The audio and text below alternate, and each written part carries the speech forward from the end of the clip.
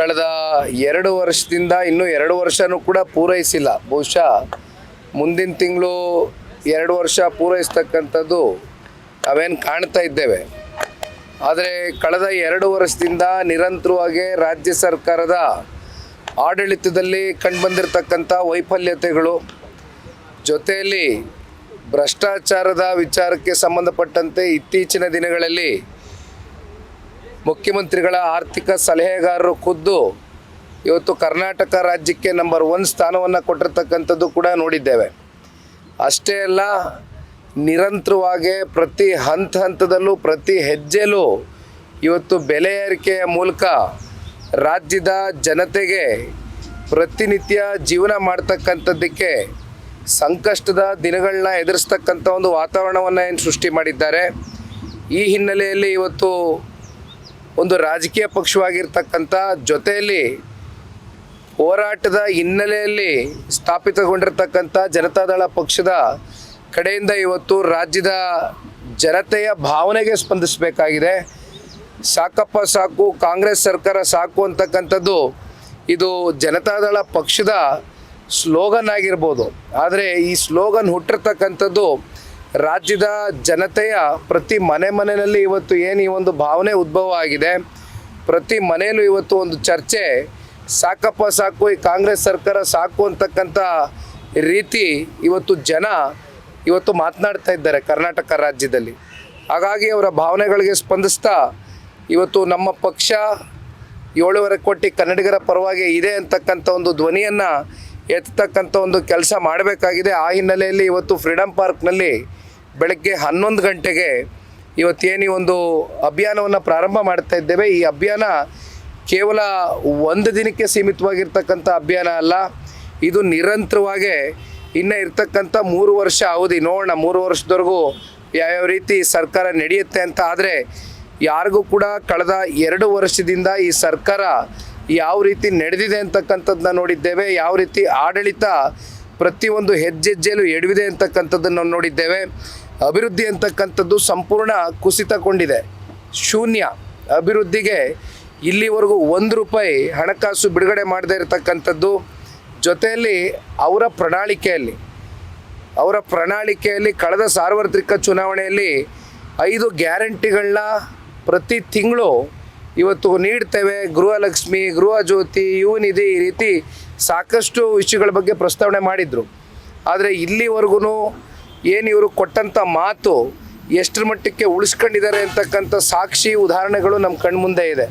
ಹಾಗಾಗಿ ಇದ್ರ ಬಗ್ಗೆನೂ ಕೂಡ ಇತ್ತೀಚಿನ ದಿನಗಳಲ್ಲಿ ಸದನ ನಡಿಬೇಕಾದ್ರೇ ಫ್ರೀಡಮ್ ಪಾರ್ಕ್ನೆಲ್ಲ ಒಂದು ಹೋರಾಟ ಮಾಡಿದ್ವು 5 ಗ್ಯಾರಂಟಿಗಳ ವಿಚಾರವಾಗಿ. ದಯಮಾಡಿ ಈ ರಾಜ್ಯದ ಮುಖ್ಯಮಂತ್ರಿಗಳು ಸಿದ್ದರಾಮಯ್ಯ ಯಾವಾಗ ಡೇಟು ಕೊಡ್ತೀರಾ ಹೇಳಿ, ರಾಜ್ಯದ ಹೆಣ್ಮಕ್ಳು ಕೇಳ್ತಾ ಇದ್ದಾರೆ ಅಂತಕ್ಕಂಥದ್ದು ಕೂಡ ಪ್ರಶ್ನೆಯನ್ನು ಮಾಡಿದ್ವಿ.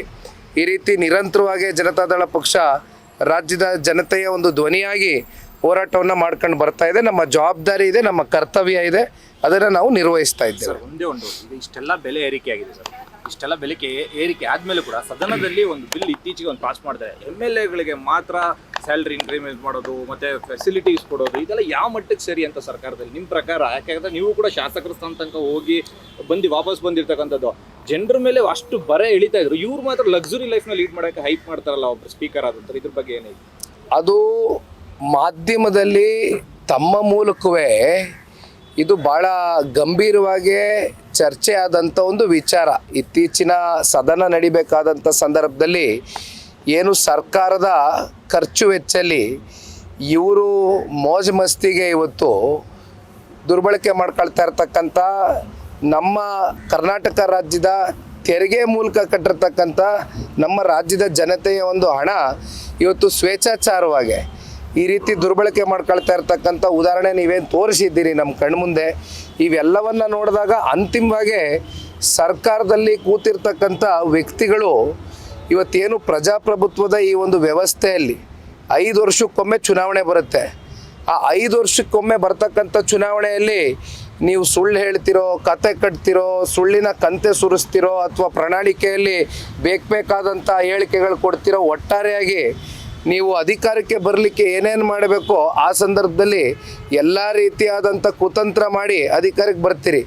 ಅಂತಿಮವಾಗಿ ಆ 5 ವರ್ಷದ ಒಳಗಡೆ ಮತ್ತೆ ಜನ ನಿಮ್ಮನ್ನು ತಿರಸ್ಕಾರ ಮಾಡ್ತಕ್ಕಂಥದ್ದಕ್ಕೆ ಪ್ರಜಾಪ್ರಭುತ್ವದ ವ್ಯವಸ್ಥೆಯಲ್ಲಿ ನಮ್ಗೆ ಅವಕಾಶವೇ ಇಲ್ಲ.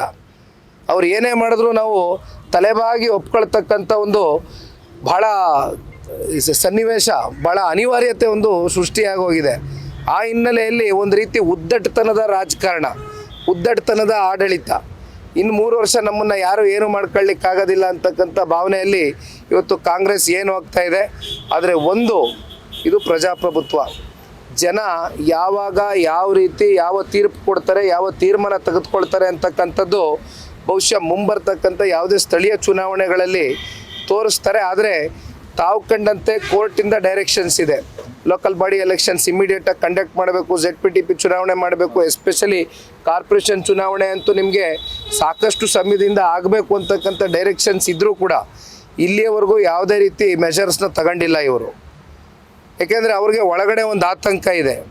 ಈಗ ಅವರ ಒಂದು 2 ವರ್ಷದ ಆಳ್ವಿಕೆ ಏನಿದೆ, ಆಡಳಿತ ಏನಿದೆ, ಅದನ್ನು ಯಾವ್ಯಾವ ರೀತಿ ಇವತ್ತು ಜನಸಾಮಾನ್ಯರು ತಗೊಂಡಿದ್ದಾರೆ ಅಂತಕ್ಕಂಥದ್ದು ಅವ್ರಿಗೆ ಅರಿವಿದೆ. ಖಂಡಿತವಾಗ್ಲೂ ಮುಂದೆ ಸ್ಥಳೀಯ ಚುನಾವಣೆಗಳು ಕಂಡಕ್ಟ್ ಮಾಡಿದಂಥ ಸಂದರ್ಭದಲ್ಲಿ ಜನ ಸಂಪೂರ್ಣವಾಗಿ ಈ ಕಾಂಗ್ರೆಸ್ ಪಕ್ಷವನ್ನು ತಿರಸ್ಕಾರ ಮಾಡ್ತಾರೆ ಅಂತಕ್ಕಂಥದ್ದು ಅವ್ರಿಗೂ ಕೂಡ ಅದರ ಅರಿವಿದೆ. ಸರ್, ಈಗ ಪ್ರತಿಭಟನೆ ನೀವು ಮೊನ್ನೆ ಏನು ಸಾಕಪ್ಪ ಸಾಕು ಸರ್ಕಾರ ಅಂತ ಒಂದು ಪ್ರತಿಭಟನೆ ಮಾಡಿದ್ವಿ, ಅದರ ವಿರುದ್ಧವಾಗೂ ಕೂಡ ಒಂದು FIR ಆಗಿದೆ ಅವರ ಮೇಲೆ ಅಲ್ಸೂರ್ಗೇಟ್ ಪೊಲೀಸ್ ಸ್ಟೇಷನಲ್ಲಿ. ಅವ್ರ ಬಗ್ಗೆ ಏನಾದರೂ ನಾನು ಕಳೆದ ಪತ್ರಿಕಾಗೋಷ್ಠಿಯಲ್ಲಿ ಮಾತನಾಡಬೇಕಾದ್ರೆ ಒಂದು ಮಾತನ್ನು ಹೇಳಿದೆ. ಸಾಕಪ್ಪ ಸಾಕು .com ಅಂತಕ್ಕಂಥ ವೆಬ್ಸೈಟ್ನಲ್ಲಿ ಅದೇನು ನೀವು, ಯಾಕೆಂದರೆ ಅದು QR ಕೋಡ್ ಕೊಟ್ಟಿದ್ದೇವೆ, ಸಾರ್ವಜನಿಕರು ಅದನ್ನು ಈಗಾಗಲೇ ಓಪನ್ ಮಾಡಿದ್ದಾರೆ. ಕೆಲವೊಂದಷ್ಟು ಜನ ಫಾರ್ಮ್ಗಳಿದೆ, ರಿಜಿಸ್ಟ್ರೇಷನ್ ಮಾಡ್ಕೊಂಡಿದ್ದಾರೆ, ಫಿಲಪ್ ಮಾಡಿದ್ದಾರೆ. ಜಾಯಿನ್ ದ ಮೂಮೆಂಟ್ ಕ್ಯಾಂಪೇನ್ಗೆ ನಮ್ಮ ಜೊತೆ ಕೈ ಜೋಡಿಸಿದ್ದಾರೆ ಈ ರಾಜ್ಯದ ಜನತೆ. ಅದು ನಾನು ಒಂದು ಮಾತನ್ನು ಹೇಳಿದ್ದೆ, ತಾವು ಕೂಡ ನೋಡ್ಬೋದು. ಅದು it is open to everybody. ಅದು ಪಬ್ಲಿಕ್ಗೋಸ್ಕರ ಮಾಡಿರ್ತಕ್ಕಂಥ ವೆಬ್ಸೈಟ್, ಅದರಲ್ಲೇನು ಮುಚ್ಚುಮರೆ ಇಲ್ಲ. ಆ ವೆಬ್ಸೈಟ್ನಲ್ಲಿ ನಾವು ಯಾರನ್ನು, ಯಾವುದೇ ಒಂದು ವ್ಯಕ್ತಿಯನ್ನು ವ್ಯಕ್ತಿಗತವಾಗಿ ನಿಂದಿಸ್ತಕ್ಕಂಥ ಒಂದು ಪ್ರಶ್ನೆ ನಾವು ಆ ಒಂದು ವೆಬ್ಸೈಟ್ನಲ್ಲಿ ಉದ್ಭವ ಆಗ್ತಕ್ಕಂಥದ್ದು ಆಗಿಲ್ಲ. ಯಾರನ್ನೂ ನಾವು ವ್ಯಕ್ತಿಗತವಾಗಿ ನಿಂದಿಸಿಲ್ಲ. ಯಾವ ಸರ್ಕಾರದ ಸ್ವಪಕ್ಷೀಯ ಒಂದು ಸಚಿವರುಗಳಿದ್ದಾರೆ ಅವರ ಸ್ಟೇಟ್ಮೆಂಟ್ಗಳು ಸರ್ಕಾರದ ವಿರುದ್ಧವಾಗಿ ಕೊಟ್ಟಂಥ ಒಂದು ಸಂದರ್ಭದಲ್ಲಿ ಇವೆಲ್ಲವೂ ಕೂಡ ನಿಮ್ಮ ಪೇಪರ್ ಆರ್ಟಿಕಲ್ಸ್ ಮೂಲಕ ಎಸ್ಟಾಬ್ಲಿಷ್ ಆಗಿರ್ತಕ್ಕಂಥ ಸ್ಟೇಟ್ಮೆಂಟು, ಯಾವ್ಯಾವ ಪೇಪರಲ್ಲಿ ಯಾವ್ಯಾವ ದಿನಾಂಕ ಅವ್ರ ಸ್ಟೇಟ್ಮೆಂಟು ಬಂದಿದೆ ಅಂತಕ್ಕಂಥದ್ದು ಎಲ್ಲವೂ ಕೂಡ ವಿವರಣೆ ಕೊಟ್ಟಿದ್ದೇವೆ. ಅದನ್ನು ಹೊರತುಪಡಿಸಿ ಇಲ್ಲಿ ಯಾರನ್ನೂ ತೇಜಾವಧೆ ಮಾಡ್ತಕ್ಕಂಥದ್ದಾಗಲಿ, ಯಾರನ್ನೂ ನಿಂದಿಸ್ತಕ್ಕಂಥದ್ದಾಗಲಿ ನಮ್ಮ ವೆಬ್ಸೈಟ್ನಲ್ಲಿ ನಾವು ಮಾಡಿಲ್ಲ. ಆದರೂ ಕೂಡ ಅತ್ಯಂತ ಭಾಳ ಹಾಸ್ಯಾಸ್ಪದ ಇದು. ಒಂದು ಯಾರು ಇಲ್ಲಿ FIR ದಾಖಲಾಗಿರ್ತಕ್ಕಂಥದ್ದು ಯಾರ ಮೇಲೆ ಅಂದರೆ ವ್ಯಕ್ತಿ ಮೇಲಲ್ಲ, ವೆಬ್ಸೈಟ್ ಮೇಲೆ FIR ದಾಖಲಾಗಿದೆ. ವೆಬ್ಸೈಟ್ ಮೇಲೆ FIR ದಾಖಲಾಗಿದೆ. ಸಾಕಪ್ಪ ಸಾಕು .com A1. ಇದು ಕಾಂಗ್ರೆಸ್ನ ಸಂಸ್ಕೃತಿ, ಕಾಂಗ್ರೆಸ್ನ ಮನಸ್ಥಿತಿ. ಕಾಂಗ್ರೆಸ್ನ ಸಂಸ್ಕೃತಿ, ಕಾಂಗ್ರೆಸ್ನ ಮನಸ್ಥಿತಿ ಹೇಗಿದೆ ಅಂದರೆ ಈ ರಾಜ್ಯದಲ್ಲಿ ಟಾರ್ಗೆಟ್ ರಾಜಕಾರಣ. ಯಾರನ್ನಾದ್ರೂ ಟಾರ್ಗೆಟ್ ಮಾಡಿದ್ರೆ ನಾನು ಆ್ಯಕ್ಚುಲಿ ಹೇಳಬಾರ್ದು, ಯಾಕೆಂದರೆ SIT ಅಂತಕ್ಕಂಥದ್ದು, ಲೋಕಾಯುಕ್ತ ಅಂತಕ್ಕಂಥದ್ದು it is N independent body ಅಂತಕ್ಕಂಥದ್ದು ನಾವೆಲ್ಲ ಭಾವಿಸಿದ್ದೀವಿ, ನಮಗೆ ಗೌರವ ಇದೆ. ಯಾಕೆಂದರೆ ಸಂತೋಷ್ ಹೆಗಡೆ ಅಂತಕ್ಕಂಥವ್ರು ಏನೊಬ್ಬರು ರಿಟೈರ್ಡ್ ಜಡ್ಜ್ ಇದ್ದರು, ರಿಟೈರ್ಡ್ ಜಡ್ಜಾಗಿ ಬಂದು ಲೋಕಾಯುಕ್ತನ ಯಾವ ರೀತಿ ಮ್ಯಾನೇಜ್ ಮಾಡಿದ್ರು ಅಂತಕ್ಕಂಥದ್ದನ್ನ ನಾವು ನೋಡಿದ್ದೇವೆ. ಇವೆಲ್ಲ ಇತಿಹಾಸ ಇದೆ ಲೋಕಾಯುಕ್ತ ಬಗ್ಗೆ, ನಾವು ಲಘುವಾಗಿ ಮಾತನಾಡೋದಿಲ್ಲ. SIT ಬಗ್ಗೆ ನಾವು ಲಘುವಾಗಿ ಮಾತನಾಡೋದಿಲ್ಲ. ಆದರೆ ಯಾವ ರೀತಿ ಸರ್ಕಾರ ಅವ್ರ ಮೇಲೆ ಒತ್ತಡಗಳನ್ನ ಏರಿ ಯಾವ್ಯಾವ ಹಂತದಲ್ಲಿ ಯಾರ್ಯಾರನ್ನ ಯಾವ್ಯಾವ ರೀತಿ ಟಾರ್ಗೆಟ್ ಮಾಡಿ ಟ್ಯಾಕಲ್ ಮಾಡಬೇಕು ಎಲ್ಲವೂ ಕೂಡ ಕಳೆದ 2 ವರ್ಷದಿಂದ ನಿರಂತರವಾಗಿ ಮಾಡ್ಕೊಂಡು ಬರ್ತಾ ಇದ್ದಾರೆ. ನಮ್ಮ ನಾಯಕರಾದಂಥ ಕುಮಾರಣ್ಣ ಅವರು ಒಂದು ಮಾತು ಹೇಳಿದ್ರು, SIT ಅಂದರೆ ನಮ್ಮ ರಾಜ್ಯದಲ್ಲಿ ಹೇಗಾಗಿದೆ ಅಂದರೆ Shivakumar and Siddaramaiah investigation team ಲೆಕ್ಕಾಚಾರದಲ್ಲಿ ಇವತ್ತು ವರ್ಕ್ ಆಗ್ತಾ ಇದೆ. ಇದು ವಾಸ್ತವಾಂಶ. ಇದು ಟಾರ್ಗೆಟ್ ಮಾಡ್ಕೊಂಡು ರಾಜಕಾರಣ ಮಾಡ್ತಕ್ಕಂಥದ್ದು ನಿಜಕ್ಕೂ ಕೂಡ ಇದು ಯಾರಿಗೂ ಕೂಡ ಶೋಭೆ ತರ್ತಕ್ಕಂಥದ್ದಲ್ಲ. ಯಾಕೆಂದರೆ ಇವತ್ತು ಟಾರ್ಗೆಟ್ ರಾಜಕಾರಣ ಅಂತಕ್ಕಂಥದ್ದಕ್ಕೆ ಒಂದು ಅಡಿಪಾಯ ಹಾಕಿರ್ತಕ್ಕಂಥದ್ದು ಕಾಂಗ್ರೆಸ್ ತೋರಿಸ್ಕೊಟ್ಟಿದ್ದಾರೆ. ಮುಂದೆ ಯಾವ ರೀತಿ ರಾಜಕಾರಣ ಮಾಡಬೇಕು, ಮುಂಬರ್ತಕ್ಕಂಥ ದಿನಗಳಲ್ಲಿ ಸರ್ಕಾರ ರಚನೆ ಮಾಡಿದ ಸಂದರ್ಭದಲ್ಲಿ ಬೇರೆ ಪಕ್ಷಗಳು ಯಾವ ರೀತಿ ಮತ್ತೆ ಆ ಟಾರ್ಗೆಟ್ ರಾಜಕಾರಣಕ್ಕೆ ಯಾವ ರೀತಿ ಹೋಗಬೇಕು ಅಂತಕ್ಕಂಥದ್ದು ಇವರೇ ಇವತ್ತು ತೋರಿಸ್ಕೊಟ್ಟಿದ್ದಾರೆ. ಆಗ್ಕೂಡ್ದು. ಇದು ಪ್ರಜಾಪ್ರಭುತ್ವದ ವ್ಯವಸ್ಥೆಯಲ್ಲಿ ಭಾಳ ಇದು ಒಂದು ಕೆಟ್ಟ ಮನಸ್ಥಿತಿ. ಸರ್ ಇನ್ನೊಂದೇ ಒಂದು, ನಿಮ್ಮ ಒಂದು ಕುಮಾರಸ್ವಾಮಿ ಹೇಳಿಕೆಯ ನಂತರ ನನ್ನ ಹತ್ರ ಟನ್ ಗಟ್ಟಲೆ ದಾಖಲೆ ಇದೆ ಅಂತ ಹೇಳಿದ ನಂತರ ಈಗ ಕಾಂಗ್ರೆಸ್ನವರು ನಾನೇ ಲಾರಿ ಕಳಿಸಿ JP ಭವನ್ವರೆಗೂ ಪಾದಯಾತ್ರೆಯನ್ನ ಮಾಡ್ತೀವಿ, ನಮಗೆ ಟನ್ ಗಟ್ಟಲೆ ಲಾರಿಯನ್ನು ಹಾಕಿ ನಾವು ತಗೊಂಡ್ರೆ ನಾವೇ ಗವರ್ನರ್ ಆಫೀಸ್ಗೆ ಬಿಡ್ತೀವಿ ಅಂತ ಒಂದು ಹೇಳಿಕೆಯನ್ನು ಬಿಟ್ಟಿದ್ದಾರೆ. ಮತ್ತೆ ಶನಿವಾರ ಅವರು ಕೂಡ ಒಂದು ಪಾದಯಾತ್ರೆಯನ್ನ ಮಾಡ್ತಾ ಇದ್ದಾರೆ. ಜನತಾದಳ ಪಕ್ಷದ ಈ ಹೋರಾಟ ಕಾಂಗ್ರೆಸ್ನ ಸರ್ಕಾರಕ್ಕೆ ಎಲ್ಲೋ ಒಂದು ಕಡೆ ಒಳಗಡೆ ತಳಮಳ ಶುರುವಾಗಿದೆ. ಪಾಪ ಎದುರಿದ್ದಾರೆ. ಇವತ್ತು ಈ ರೀತಿ ಇಶ್ಯೂನ ಡೈವರ್ಟ್ ಮಾಡಲಿಕ್ಕೆ ಪಾಪ ಬಾಡಿಗೆಗೆ ದುಡ್ಡು ಕೊಟ್ಟು ಆ ಲಾರಿನ JP ಭವನಕ್ಕೆ ಕಳ್ಸೋದ್ ಬದಲು ಬೆಂಗಳೂರಿನಲ್ಲಿ ರಾಶಿ ಕಸ ಬಿದ್ದಿದೆ, ರಾಶಿ ಕಸ ಬಿದ್ದಿದೆ ಬೀದಿ ಬೀದಿಲಿ. ಜನ ಆ ಕಸದ ವಾಸನೆಗೆ ತಡೆಯೋಕ್ಕಾಗದೆ ಒದ್ದಾಡ್ತಾ ಇದ್ದಾರೆ.